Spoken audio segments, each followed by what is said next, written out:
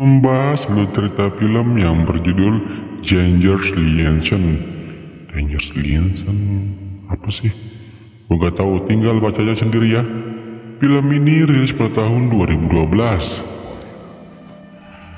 伊凡先生， Suatu hari terlihat seorang laki-laki yang bernama Van.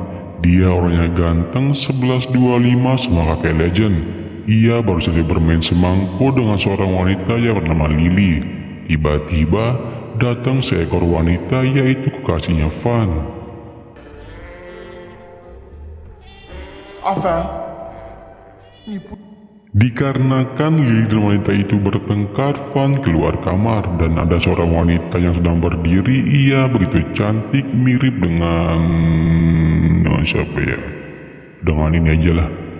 Van yang mengira itu adalah Miling, ia pun menyodoknya. Hingga adanya tiba memberitahukan Van bahwa wanita itu adalah sepupu keduanya yang bernama Penyu. Tiba-tiba Lily keluar dari kamar hingga membuat Penyu takut kepada Van. 很有杂志的女实业家，头向左边一。 Terlihat seorang wanita yang sangat cantik yang bernama Mo. Ketika sedang pemotretan, ia melihat suatu berita di koran, membuat ia tidak fokus. Sedangkan Van, ia sengaja memberikan pelayannya terapi, namun pelayannya sudah mulai tahu sendirilah. Van tidak jadi memberikan ia semangko.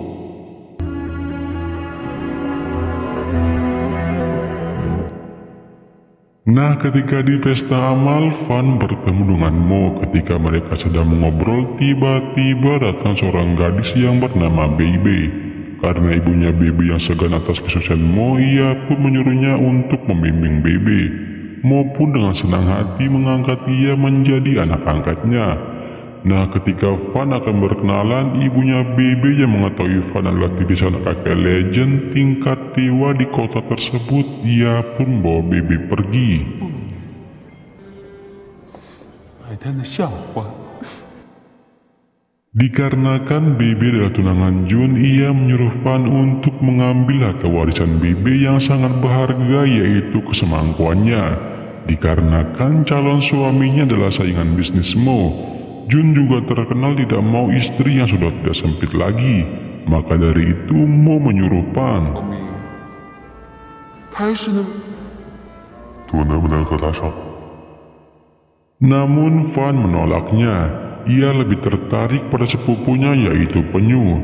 Ia adalah janda yang sangat lugu, akan nikmat jika Van bisa memberikannya terapi semangko. Mendengar itu, Mo mengajak Van taruhan. Jika Van menang maka ia akan menyerahkan dirinya kepada Van. Namun jika Van kalah, ia harus memberikan Mo sebidang tanah untuk pelabuhan. Mereka berdua pun sepakat.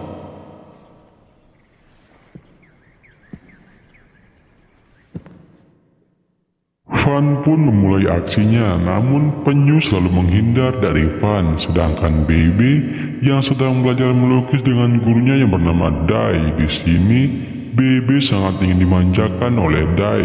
Hingga Mo datang lalu memperkenalkan Dai kepada Mo bahwa Dai adalah mahasiswa yang mengambil jadi guru lesnya Baby. excuse， Malam harinya, Pan sengaja membuat lampu mati di kamarnya Penyu. Hingga Pan sengaja datang menawarkan diri untuk memperbaikinya. Penyu yang awalnya tidak mau, hingga Pan mengatakan biasa kalau gelap arwah almarhum ibunya Van datang ke kamar bekas ibunya yang tempat Penyu tinggal sekarang. Mendengar itu, Penyu yang takut ia menyuruh Pan memperbaikinya. Hingga Pan mengambil kesempitan dalam kesempatan.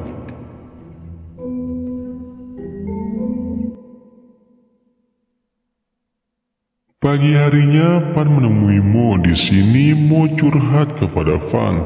Setelah ia menjadi janda semenjak 20 tahun yang lalu, ia tidak mempercayai semua laki-laki. Hingga Mo pergi menemani Baby memilih baju pengantin yang akan dipakai oleh Baby menikah sama Jung. 难道贝贝的新郎 Sedangkan Mo yang mengetahui Dai menyukai Bebe dan Bebe juga menyukai Dai, ia sengaja menyuruh Dai untuk pura-pura menjadi pengantin prianya. Tapi Dai yang tahu diri, ia pun malu dan langsung pergi.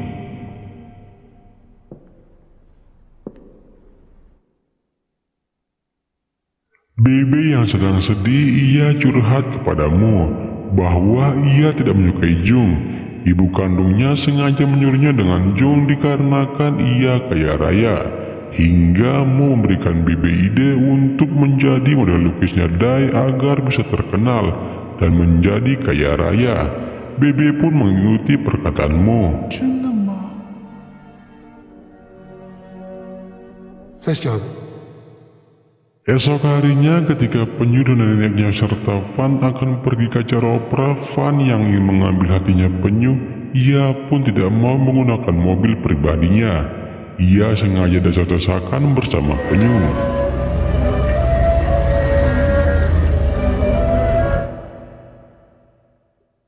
Sedangkan di sisi lain, Mo menyuruh Bebe menemui Dai untuk melukis dirinya tanpa benang sehelai. Dai yang berada di ruang tunggu, Bebe pun menemuinya dan langsung menyodorkan keindahan mahakarya yang membuat para laki-laki menjadi lemas. 家也 Sedangkan di acara opera, rakyat kecil memprotes kepada kalangan atas dikarenakan tanah mereka diambil, hingga polisi mengejar mereka yang membuat onar. So yang menjadi provokasi, Penyu pun ikut menyembunyikannya.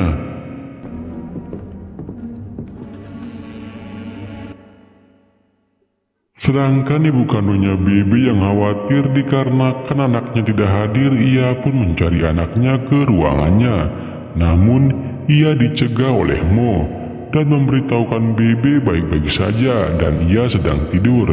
Ibu kandungnya yang tidak percaya, ia pun memaksakan masuk. Tapi Van datang, hingga ibu kandungnya Bebe yang pergi, dikarenakan takut anaknya bertemu dengan Van yang cowok keturunan titisan kakek legend.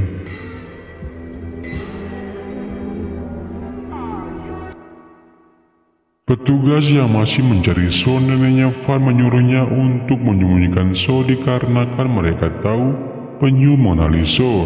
Sedangkan Bebe, ia baru keluar dari kamar dengan rasa bahagia. Pan yang melihat Penyu ketakutan, ia pun sengaja melempar brosur protesnya, hingga Pan mengajak Penyu untuk segera berlari. Sedangkan Mo yang berpikiran Bebe sudah diberikan terapi semangkuk oleh Dai, ia pun diberitahukan bahwa Dai hanya melukis Bebe saja.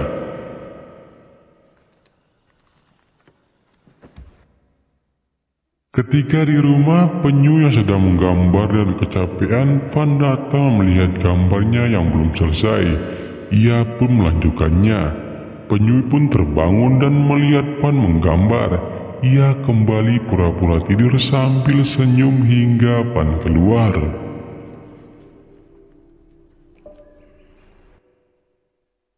Pagi harinya, ibu kandungnya Bibi datang dan melihat lukisan yang baru dikasih oleh Dai.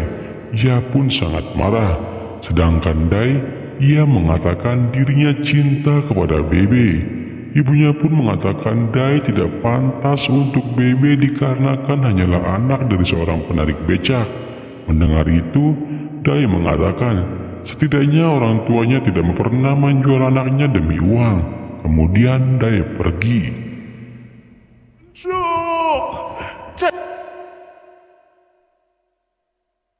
Sedangkan di sisi lain, Mo dan Van mereka sedang membeli baju. Dikarenakan Mo menanyakan pendapat Van, ia mengatakan warna tersebut tidak cocok dengan Mo.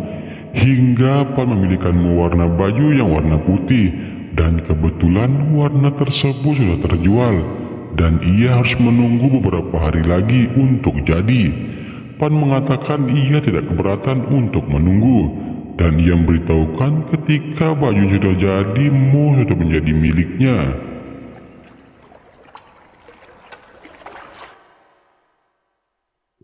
Ketika Penyu sedang membaca buku pemberian almarhum suaminya, tiba-tiba ia dikagetkan oleh Van. Ia mengatakan jika diberikan kesempatan maka dirinya bisa menggantikan mantan suaminya, bahkan lebih baik darinya. Van langsung melempar bukunya dan memberitahukan ke Penyu